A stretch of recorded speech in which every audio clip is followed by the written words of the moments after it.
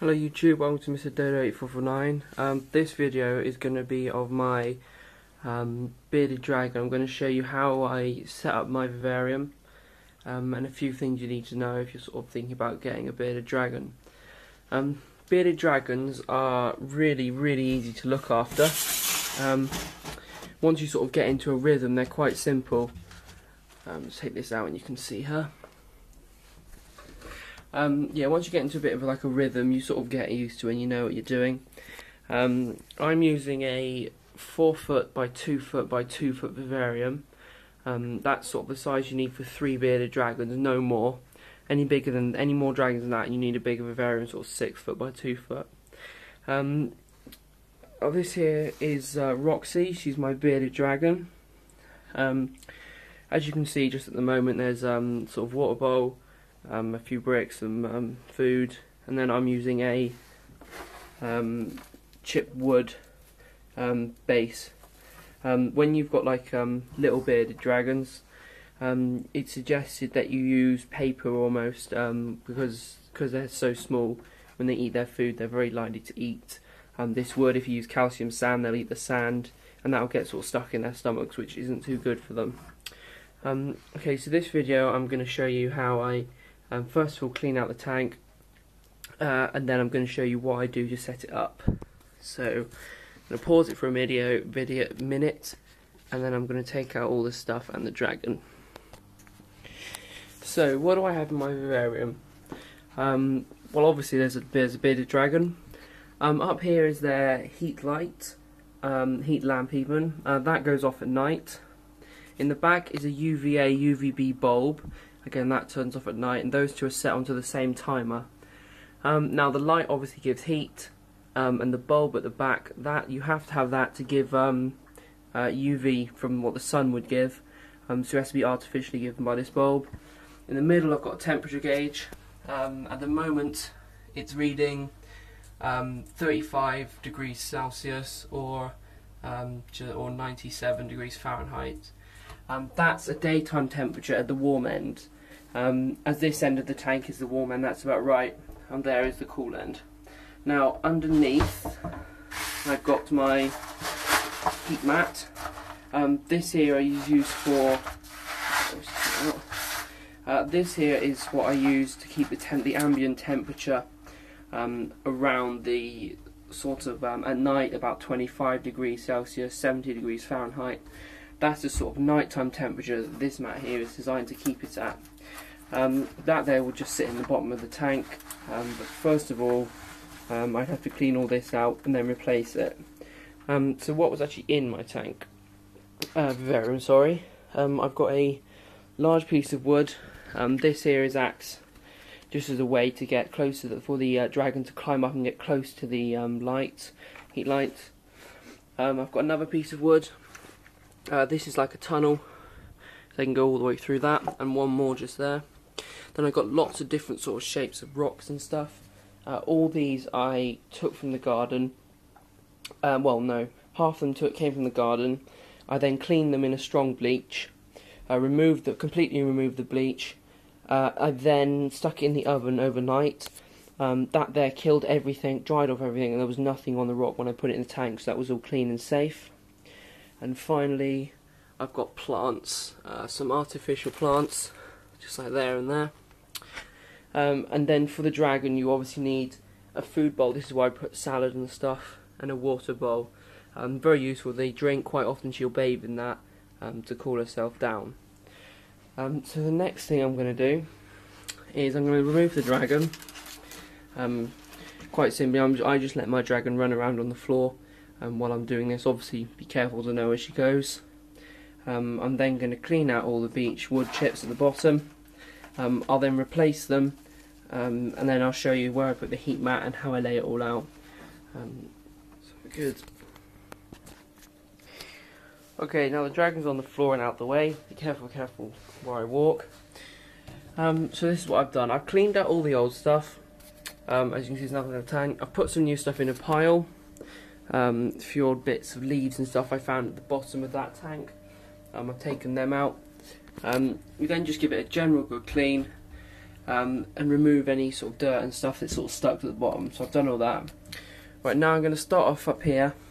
This bulb here, I said it was very important to them. After about 6 months or so, the bulbs lose their UV rays. Sort of, it's not 100% anymore. It's down to sort of like 75. Okay, at that sort of point, you need to go out and buy a new bulb to replace it. This one is about 2 months left, so I'm not going to do anything there. Obviously, the heat bulb doesn't need replacing at all, and neither does this. Now, I've noticed that this wire here has fallen down. That one there is used as the heat sensor for my heat mat. So when that picks up the temperature is too cold, it turns on the heat mat. At the moment, as the temperature is so hot, the heat mat is turned off. Right. So what I do is I sort of think in my head what's it going to look like, and I choose somewhere to put the heat mat. In this case, I'm going to put it this way around. Feed the wire back through, so it's not as tight. Actually place it underneath in some cases. Right, there we go. Okay, now that heat mat there will turn on when the temperature drops low enough, and it will keep it as an ambient temperature.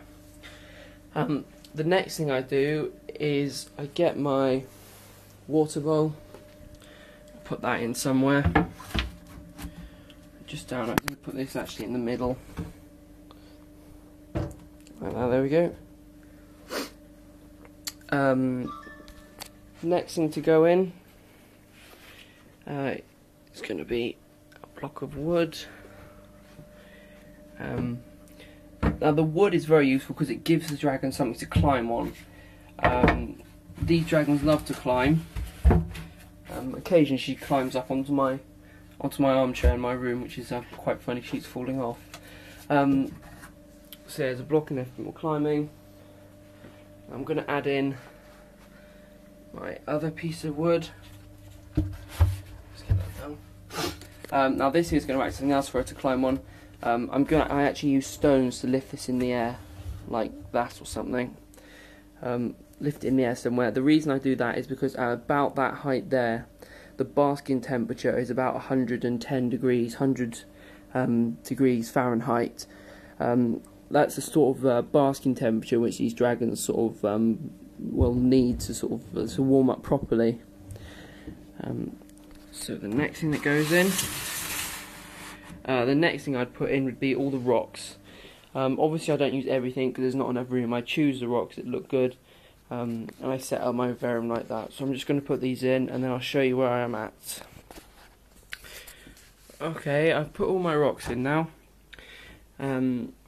As I said, I built something here to raise it up to about the basking temperature here.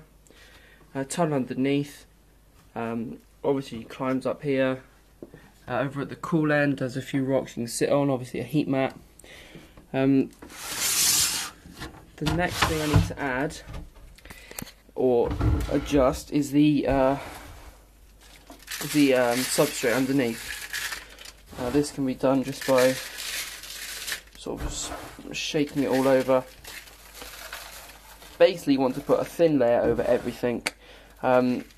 As the dragon moves around, they remove stuff, so don't be too picky about it.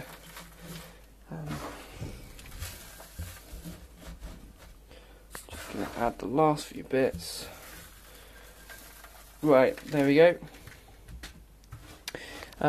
Once that's done, just any holes you see, stick some substrate in there, and there we go.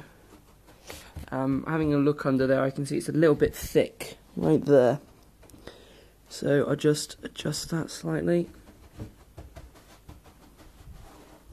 just by grabbing some and moving it over, moving it around, and there we go. Right,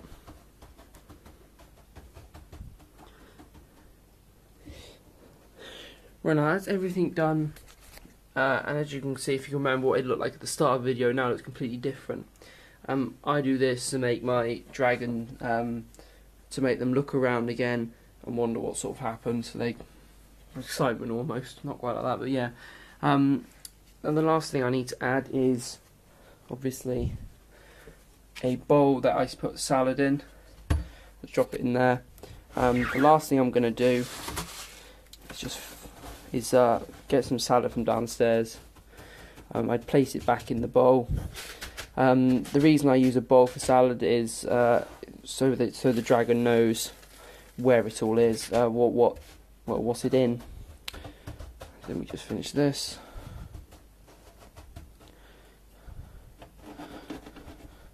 Right, there we go. Just get my food bowl to sit on the floor, and there we are. Right, now then, that is how I do it. The last thing I need to do is a bit of food, bit of water. Then I'm going to check the temperature again. As you can see, it hasn't dropped by much, which suggests it's all okay. Making the last job I need to do to put the dragon back in. She's down here. My dragon. She's fully grown. She's about 5 years old now. As I said earlier, she's called Roxy, and she's investigating everything, having a little look around. If you do let your dragons out, it is suggested that you handle them and play with them when quite as often as possible, so they stay used to being handled. If they don't, they can sometimes get aggressive. They just have to get used to the owner, what sort of food they're eating and all that, and they should be fine again. So we're going to put her back in the cage, in the vivarium, sorry, and then I'll show you one more clip. Here we go, dragon's now back in, 100% complete, and that is how I set up my vivarium. Basics are, you need a substrate of some form. Calcium sand is the usual one. Paper for like beardies, young beardies. I use chipped up bark. I find them all good. A few stones and stuff, something for her to climb all over. A bit of plant life to give it a bit of colour at the back. Food, water bowl, heat lamp, and UVB bulb. I would suggest before you get a bearded dragon, you look on the internet. There's loads of helpful stuff, and it tells you how to look after them. I find them really fun animal to look after. It's a bit different. They're very friendly, not very aggressive. Some of them are really harsh. Usually, I have no problem with her at all. So thanks for watching. Any questions, please leave in a comment, and I'll get back to you as quickly as possible.